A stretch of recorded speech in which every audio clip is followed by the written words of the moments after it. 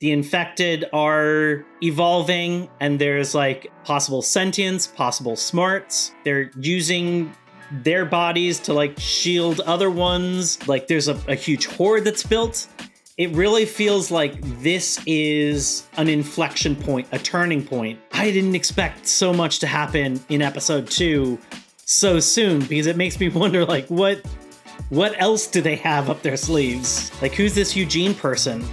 Right. And then there was so much about Eugene. Like, we're getting so many teases about Eugene, I think. Yes.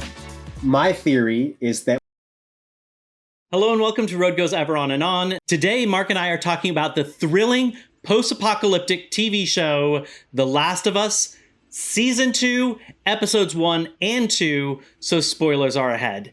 And if you're enjoying our videos, then a like would be appreciated. If you don't want to miss a single one, then just be sure to subscribe and click the bell icon for notifications. And with that, let's talk about kind of the relation to this in relation to like the video game. So Last of Us, I feel like, is a diamond in the rough. Typically, video game adaptations don't quite capture the essence of the video game.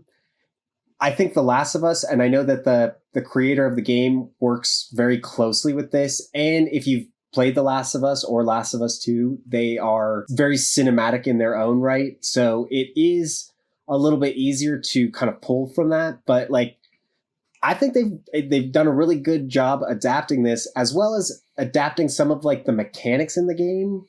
Specifically in the first episode when Ellie and Dina go out on patrol.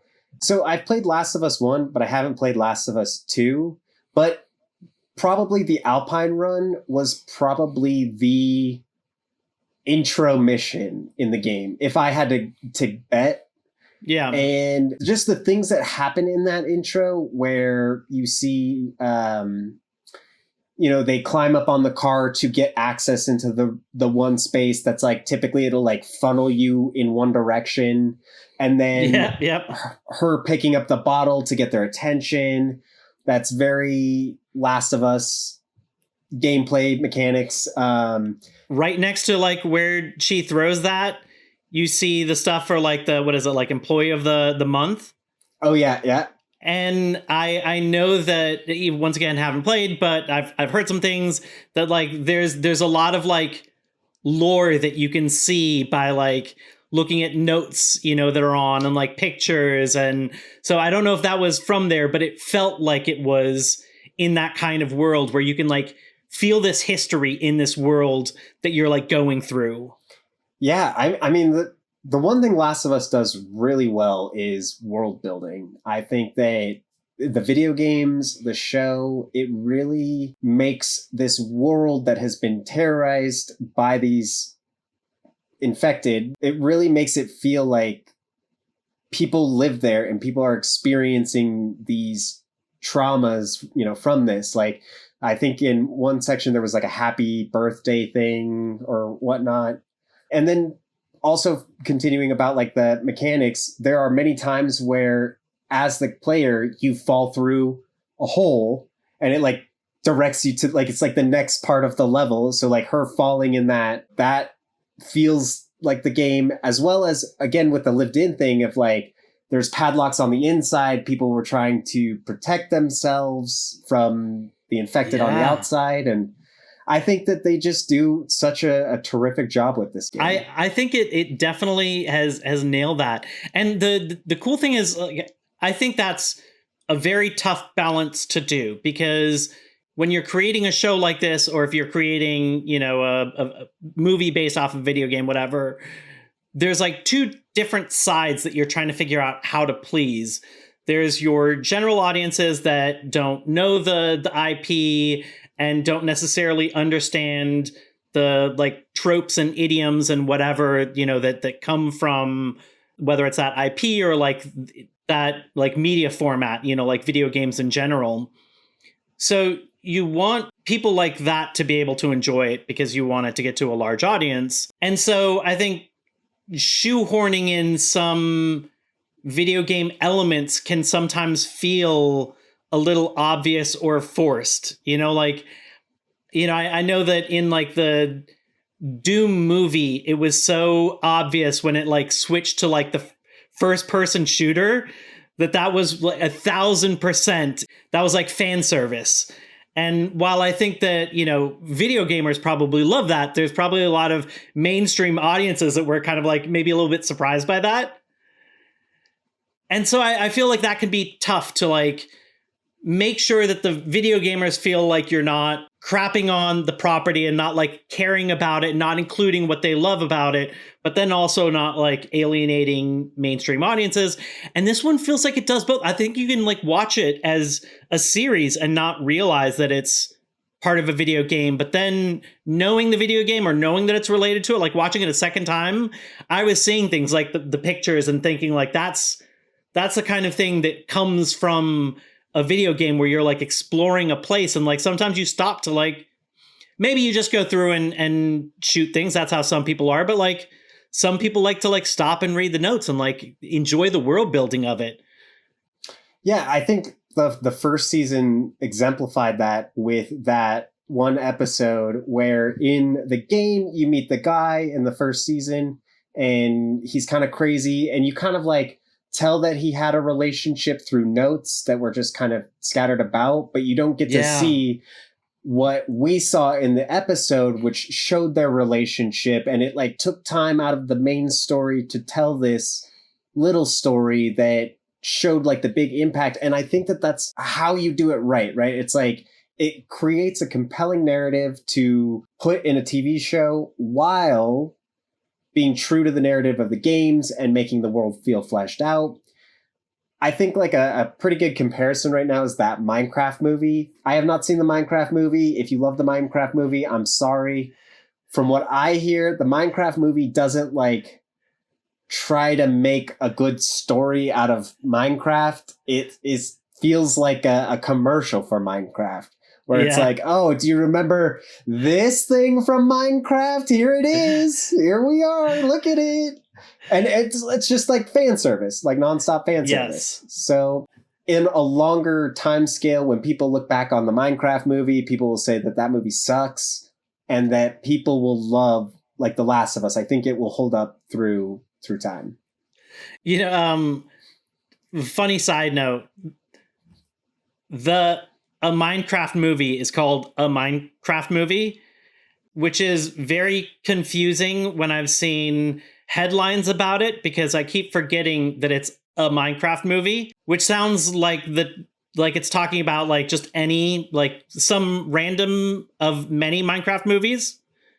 So when I read a title about it, it sounds like they're just talking about some movie having to do with Minecraft, like a Minecraft movie had this in it, and it's like, oh well, which one? Like the Minecraft movie, Okay, it's honestly, I think it's kind of a dumb idea, because if they want to make a sequel out of that, it's not. What do? A Minecraft movie too? Electric Boogaloo? Yeah. Speaking of missed opportunities with, and I can't take credit for this, of better titles for sequels. Dan Harmon, the creator of Community, went on a rant about the movie Now You See Me and how the sequel should have been called Now You Don't. Yes, I agree. That's Dan Harmon. You're brilliant. Don't stop writing, Dan Harmon. You are a gem. Yeah, Now You See Me. Now You See Me Too. Yeah. So dumb. Anyways, okay, so let's chat a little bit about like how they've set this show up. All right. First question for you then. Yes. What do you think of the 5-year time jump? I think it potentially is related to and helps this story of Abby and the group coming from the Fireflies, because it would be unrealistic for like a group to be immediately behind them with everything going on in the world. Mm-hmm. And to me, it also helps to let some things kind of evolve from the end of the last season so that you can kind of see some of those changes. Yeah, I definitely agree. The one thing I was a little shocking to me is, the end of the first season does this almost like great setup of like Joel and Ellie have this thing that Joel is hiding from her, which is a very serious thing.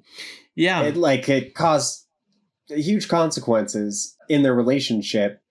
And at the end of that first season, at the end of the game, you feel that like, okay, what is the fallout from that? And then you jump 5 years and there is no fallout from that. And I mean, but there is in a way kind of some fallout.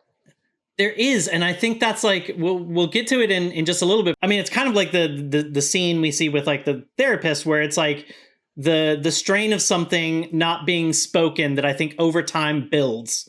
Yes. And I think that's like sometimes things aren't immediate. Sometimes it takes like simmering or stewing for them to like build to a certain point, or for you to like come to certain realizations. And so I actually like that like not all consequences are immediate, and sometimes it like takes time for things to percolate for you to like really see the impact. And so I like that. I think that's interesting setup of like the percolation of what happened, the decision that he made for her without asking her consent or her like input on it. Like the decision he made for her, the idea to like protect her without taking her input.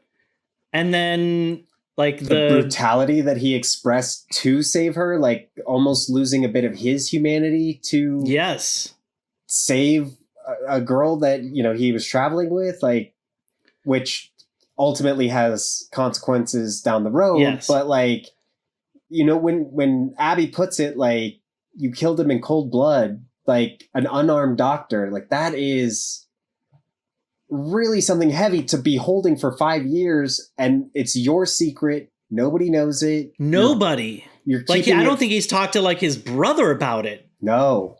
Ellie, his closest person, doesn't even know, and it's huge. And the other thing is like I like about the 5-year thing is I feel like it allows a number of things to have built up to a certain point. So it's like this group that's looking to take revenge against Joel. Like it's given them time to find him and get there. It's like allowed things to simmer with like the relationship between Ellie and Joel. And then there's like I know they're not like zombies, but I'm just going to call them that because it's a little bit easier. Okay. Unless there's a better word for it. Yeah, they just call them clickers. Clickers. I thought the clickers were the ones that... They are those are the specific, the blind ones. I think they just call them the infected. Okay, so... We'll call them infected. The infected. So, and then it's allowed this interesting thing to have happened where it's like the infected are evolving, and there's like possible sentience, possible smarts. There's like they're using their bodies to like shield other ones. Like there's a huge horde that's built. It really feels like this is an inflection point, a turning point. And I feel like that would have been a little bit tough for that to have been immediately on the heels of what we just saw. It does feel like it needed some time. Yeah, and to your point, I think the building of the city more, like into a more developed town than what we saw in the first season, where it was just kind of like an outpost, really. And now it's like a full-on city. People are working. Yes. And more of that world building that is going on when Joel talks about how they accept a bunch of people, but now they don't have enough room for people. And so it's kind of this dynamic of like, well, we need to save people on the outside, but like we can only bring in so many that we can take. And Joel, who, has kind of like, he is a good person, I would say, at heart, but he's also a pragmatist. Like he's pragmatic. He's very pragmatic. 100%. Where he's just like, we don't have enough to take care of all these people, so we have to turn people away. But then you look when he saves like Abby, like he is a good person and he does do the right thing, and maybe he goes about it in wrong ways, but ultimately he is, I think, good.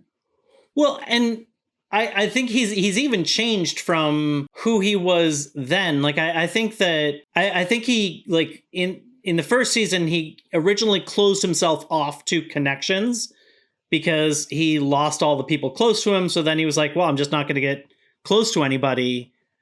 And then he learned that you can't do that. Like Ellie managed to get in there, and they ended up having these moments that like brought them together. So I think that got him a little bit back to humanity. I think, like you said, at the end of the season, he then kind of loses a little bit, but he still, I think, is a little bit more caring to kind of like general humanity. However, he's that like pragmatic person where it's like we just can't take care of everybody. Like we will hurt the people we care about if we try and help everybody. Well, yeah, and yeah, I totally agree with your. In the first season, before he meets Ellie, he's pretty much surviving on his own and out for himself, and he has killed a lot of people. He has defended himself from a lot of people, and he hasn't really had an emotional attachment to anything since this all went down. And then with Ellie and what happened with her, it really brought this sense of purpose for Joel, and that's why he made kind of the really terrible decisions to get rid of a cure, get rid of the fireflies. And yeah, so I think he does have that humanity, but the world has been tough, and it's kind of broken him down in a lot of ways. Yeah, and the fact that a man like that, the way that he's represented, he seems like the type of person that would think that you're supposed to tough things out, versus doing more like emotionally vulnerable things like going to a therapist. I mean, he was embarrassed by it. So it's interesting that like he has seen the need for that, and that's I love seeing that, because I think that like therapy needs to become much more normalized, and people need to understand that it can help you, and it's not something you should be ashamed of, and it's not like you don't have to tough things out. Right. There's help for you, and there's nothing wrong with asking for help. Yeah. Agreed. But it was interesting, like we got world building from that. Like, who's this Eugene person? Right. And then there was so much about Eugene. Like, we're getting so many teases about Eugene. I think Yes. My theory is that we're going to find out that Eugene is what led Abby to Jackson. Abby and her crew to Jackson. I think that that's where they might be going with it. Okay. I also think that it's very interesting how vague they were with why Joel had to kill him. Yes. It seems like it would be because he's infected, because the therapist even said you had to. But what if it is a different thing? Like, what if he betrayed Jackson in a different way? I think they are setting up some very interesting dynamics with Eugene. I'm very interested in seeing kind of where this story goes. Yeah, me too. Because as a fan of the video games, I never got around to the second one because I didn't have PlayStation 5. I think it came out on. It's now on PC, so I'm gonna definitely get to it. But yeah, not knowing where this is going, like what we're about to see, and especially at the end of episode 2, what the status quo has changed. What does that mean for the series? There's a lot to see where this goes, and I'm excited. Yeah, I didn't get around to the second video game for a different reason, because I don't play those type of games. I'm terrible. I'm not good with the mechanics. So I generally die pretty easily. And then add to that like all the creepy ambiance gets me jittery, which then like tightens me up, which will make you even worse at mechanic. Like I I don't think you play at your best when you're like gripping a controller with like your knuckles getting white, you know, You'd because be you're worried surprised. about every jump scare. Well, and that's the thing which is so great with video games as well. You know, like you could watch a horror movie or something like The Last of Us, and you do kind of have a distance from it, but like when you are the video game, there is a bit of putting yourself in that role, in that position, and you feel like you are in the supermarket running from smart clickers or infected, and it's crazy. It's a crazy feeling. I love it. Highly recommend. Play the games. And it's like you get those sounds, you know, that like really amp things up. Like they're really great with the ambiance in those kind of things. And the thing with it is like, in order to win, you have to do what you would tell yourself you wouldn't do in the movies, which is like you have to go towards it. Yeah, towards you have to confront it, you know? In the horror movies, we always like scream at the movies because it's like, don't go in that room, like don't be an idiot. Why are you there? And in the game, you have to make that choice of doing that. And then you deal with the consequences of like when you turn that corner, what's waiting for you. Right.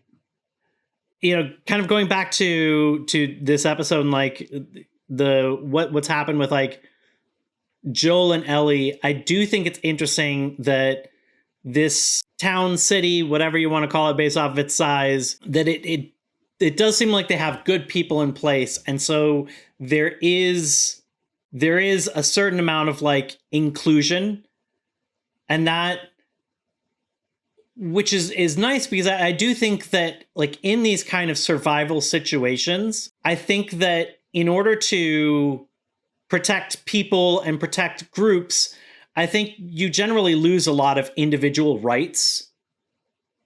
You know, like you may create these kind of like militaristic laws in order to protect not just individuals, but like the group from individuals, you know? So like there could be like curfews, you know, because like somebody going out, you know, on their own at nighttime, they could get infected, come back and screw everybody else. And so I feel like there's a lot of like military lockdowns, like loss of like individual rights. And so people like Ellie that might be in the minority for whatever reason can much easier be ostracized. And there not be protection for that. And so it was interesting seeing, you know, Seth, you know, call her a dyke, which is something that you might expect in a small community where like the few people that are like something feel like outliers. And so a lot of other people might have misgivings. But it was nice that in general, the community did kind of look after Ellie and did get Seth to apologize, because I feel like a lot of situations you would have the exact opposite happen. Yeah. The whole dynamic is an interesting, like, philosophical question too, of whether in a post-apocalyptic time frame, like, granted, it doesn't seem like they're trying to boost the numbers up of the population, so it's probably fine. But if you are concerned about repopulating and building up numbers and creating more generations of more people to contribute to the society, then it could be frowned upon of like, hey, you're not helping bring life into this world to like help us work on this thing. So there is that interesting dynamic. Fortunately, like we said before, they're out of room anyway, so I think there is a benefit to it. But but yeah, I mean, I think that's, you know, it's also hard because it's like this community that was kind of just forced upon each other, right? It's not like you can get all of the best and brightest in your community, the most generous, the most kind. It could be anybody that's just trying to survive. And what getting all of those people stuck in one area means. You are inevitably going to have these different ideologies, viewpoints, and can create risky dynamics. I think that how Ellie was acting is a very risky dynamic. Like, I do think that she knows, with her knowing that she's immune, she has this sense of, I don't care, I can go after these infected. But like, when she takes Dina with her, who is not immune, it's very like you're putting her life in danger. And if you got her bit or your bit and somebody on your patrol gets bit and you go back, like it could just cause so many problems. And it's difficult. I mean, I think that I wonder if I think we'll probably have some like flashbacks to find out why things have come to such a tipping point right now between Ellie and Joel. Mm-hmm. Because it doesn't, from what I saw, it didn't seem like this has been the dynamic the entire time. It feels like it's a more recent thing, maybe. Yeah. And so it feels like something might have happened. They've got this complex relationship where like they'll always have the bond of what they went through. And I think that Joel is always trying to protect Ellie, and he's not asking about it. Like we saw that Ellie got pissed when Joel kind of tackled Seth, for what he said. I think Ellie wants to be, she's 19. I think she wants to be more of a partner. Like she never was Joel's kid. I do think she appreciates the things that he has done for her. But I think she wants to be seen more of like him versus, somebody underneath of him to always be cared for. And so I think that she's trying to emulate him. And unfortunately, with like him always undermining that of like, no, take her off the routes, put her on the watch, Yeah. But like, Joel could have gone in that place, but she's chided for going into that place, So it's like, I think that that's where this is, where like why we're seeing her kind of act out. Yeah. Is because she wants to be like him and respected for like, she saved him at one point. Right. Oh no, she took care of him. And like, she was able to, and like, I definitely agree with her point. Like she took care of Joel. She rescued him and was able to care for him for a while. But I can also empathize with Joel, who lost a 1,000%. daughter, previously lost a daughter. He did probably the most heinous act for humanity of basically throwing away the cure, killing a bunch of maybe innocent people that didn't deserve to die, to protect her. And now and he's just been holding that weight. And it's just like, if something were to happen to her, everything that he had done to save her life would have just all been for nothing. And so I think that like the huge weight of his actions has really made it so that he has this huge guilt and wants to protect her at all costs because of what he's done a bit. Yeah, they have such a beautifully complex relationship. And while I hate the way that she's acting out, because, like you can see how dangerous it is to the people around her, I do also kind of understand it. And then it doesn't help that she's paired with Dina and a few others. The others don't really matter. Because I think that Dina is encouraging her recklessness because, like, Dina's got a little bit of a thing for her. And so they're feeding into each other in a way that they wouldn't normally, where it's like Ellie's acting out and Dina, because she wants to get on her good side, is like encouraging that behavior, And so it's just an unfortunate dynamic that kind of puts a lot of people in danger. Yeah. Yeah. Okay, so we saw this huge horde of zombies A lot of the second episode, a lot of crazy things happen. First off, Okay, I was not ready for that. the which one? The horde of zombies or infected? No.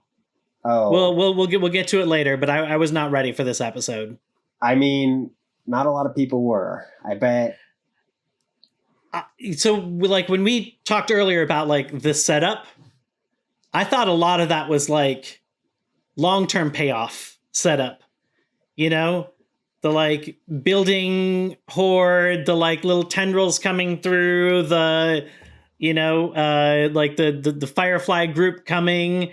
I felt like, oh man, when all of this stuff comes to a climax around the end, like there's going to be this tangled web where, I thought maybe like the Fireflies getting in and then, fighting some people and trying to kill Joel might create an opening for the zombies, and they would, come in through that, and it'd be because of this like, like complex like interaction that shit would get at its worst.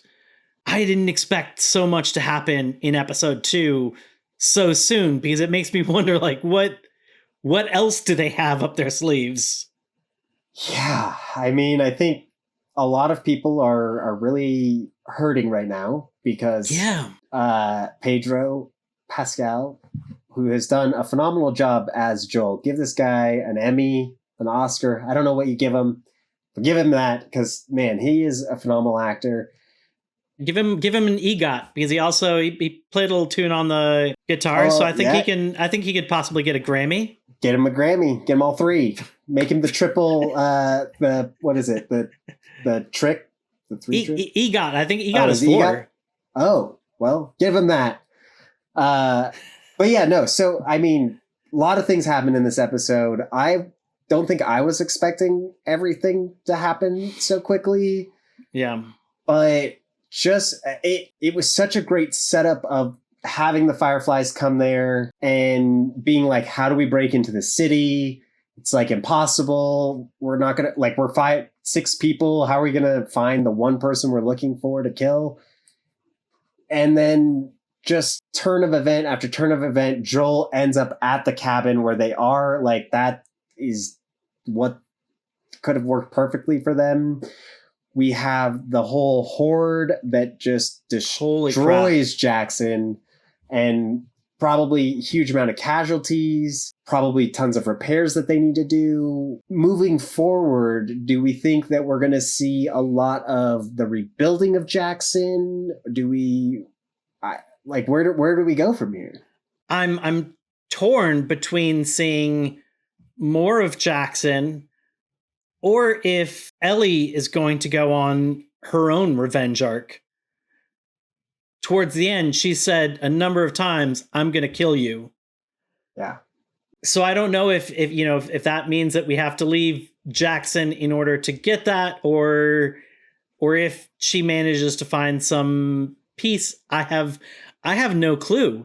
I also don't feel like we've really settled this the fungus coming through the pipe thread that they've set up, because just as the guy discovered it and was going to say something, the bells rang and he wasn't able to pass on the message. And so I think it's very possible that he might have died before he was able to pass that on. And I don't even know what that is. Like, I don't know if that's if that's like, if they're using that for surveillance, or if that will be a way to come in from the inside. Yeah, I think it is surveillance. Okay. I think we saw it in the first season. And I do think in the video game, there is aspects where if you walk by certain fungus, then it alerts infected that they are there. And I believe in the first season, we saw the fungus reaching out and surveilling something and directing a horde to where they found life. And so I believe... I forgot about that until you said it. Yes. I don't know if it'll be a lot of something we deal with, but I think that it has the potential to just keep bringing hordes and hordes and hordes. So is Jackson compromised? Does the whole city disband? Does Tommy become the leader now? There's a lot of questions that I'm thoroughly impressed with everybody's reaction to when they did break in. Everybody, going into cellars, going on top of roofs. They were all very organized in that sense. We also see that a lot of people were dedicated. People that got bit were like, you know what you got to do. Here's the gun. So Yeah. overall, I think Jackson will be okay. But I do think we will see an Ellie revenge arc, because Abby went on this whole arc because her father was killed, and Ellie had to see her father figure get killed in front of her. So I think it's like a violence begets violence things, like your actions has now brought Ellie to come right after you. So. Yeah. Okay, let's talk about the elephant in the room. Okay. Or let's not. It's up to you. Let's talk about it. That was rough. I wasn't ready for it. I don't think anybody was ready for it. That was... And definitely not episode 2. Dawn and I pause at one point to like refill drinks or something, go to the bathroom, something, I don't know exactly what. And I think she said something like, is Ellie going to die or is Joel going to die? And I think she was just kind of saying it out loud, not necessarily like expecting me to have an answer. And I ended up not saying anything because I didn't want to do any table talk and kind of like wait until the episode was done to discuss a little bit. But in my head, what I was thinking was like, they are the two main characters. I could see it happening this season, but not yet. That literally what went through my head. I was like, it's not going to be episode 2. Yeah. So I was convinced they were both fine. I was shocked by that ending, and it was brutal. Like Dawn pointed out, like I didn't realize that the thing that Abby used to finish him off was the same golf club that had broken because she'd been beating him with it so hard. Yeah. Like I didn't see the head of it, so I didn't realize it was a golf club, and Dawn pointed that out, and I was like, Jesus, she's just must have been wailing on him. Yeah, and I think this episode did such a good job of like giving you hope that it wasn't going to happen, especially with Ellie getting there in time, where you see him get beaten and he's being tortured, and you're like, okay, somebody's going to come and rescue him. Like, we know that Ellie and Jesse are looking for them. One of them is going to show up, and one of them is going to save them. And just in time, you see Ellie strolling up, and you're like, oh, she's got the jump on them. Nobody knows she's there. Blap, blap, blap. Boom. Ellie can take out that whole group. Joel survives. But how instantly she's taken down, and just the brutality and just the overall feeling of just, we had a whole episode and a half of them having this rough relationship dynamic, not speaking to each other, being mad at each other. Then it's all on the floor, so to speak, literally, like, it's no more things can be said. He's right there. And all of the grudges or anger that you had is gone, because that is your person that's just lying there, vulnerable. And God, such a heartbreaking scene, heartbreaking moment. And I think Ellie is going to potentially beat herself up for kind of some of the last interactions. However, I don't think that she needs to. She said to Jesse that they have a complex relationship. And so I think that was her way of saying that, like, even when they have these huge fights, they still love each other, and they still both know that. So I think that's one part that makes it that, like, that he knew. But then also, as horrific as that end was, as they're looking into each other's eyes and she's screaming at him to get up and screaming at them to stop it, if he had any misgivings, they were gone at that point. Yeah. So in the end, I think he did definitely know. Yeah, and I'm sure that he was happy to be able to see her one more time before ultimately dying. But man, I'm not okay. Not okay. I know. And I didn't do my second watch of the episodes until I'd watched episode 2, and then I rewatched both of them. And man, episode 1 is so much harder knowing that, with like the issues that the two of them are having, and like how Joel is trying, and he's even like the fact that he's going to therapy means he's trying in a way that is like foreign to him. Yeah. So he's really trying. Right. Even following the advice of the therapist and like backing off and doing things like that, which is not what he wants to do. Right. So that episode was so much harder to watch, knowing what's about to happen. I know. And geez, it's just, I think there will be flashbacks with Joel in the 5 years. And I think that going back to the 5-year span, I think that this will be a good way to put what has happened in those 5 years, like throughout the season. So like we still will have Pedro Pascal, which is great, but I think so. He's not completely gone yet. And I think that will bring more closure to their relationship as the season goes.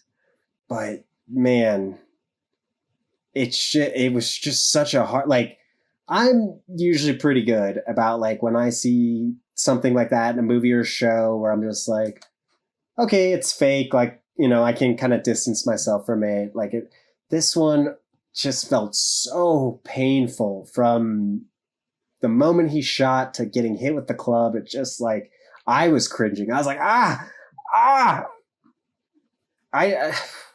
yeah, that was tough. And hopefully the saddest part of this season, hopefully.